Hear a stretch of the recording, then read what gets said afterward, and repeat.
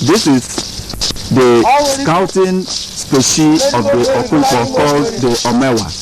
They are coming back after announcing and inviting every other populace to come for the exhibition at the Afikpo of the Afikpo. This day, the 17th day of January 1993. As we watch another brand of the Omewa as he arrives the playground.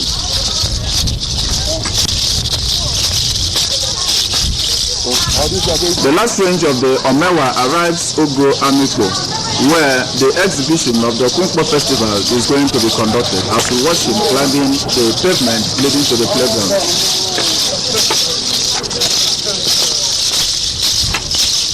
The ceremony commences as we now watch the first emergence of the Okumkpo in their various families.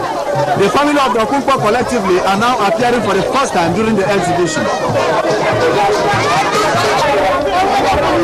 Here in the time, what they do, you fit Okumkpo. As soon as you know what you can come out, Ndana Hobo, Mabaraja, Mori, Mataketpa, Nkodi Mburu Okumkpo, Holo, Abagaluso,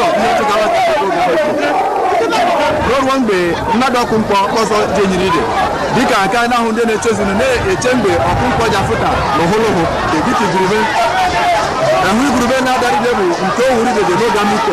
We might remember the Okumkpo in Kawa, Natabu, Abalina Star, Limamambo, now 1993.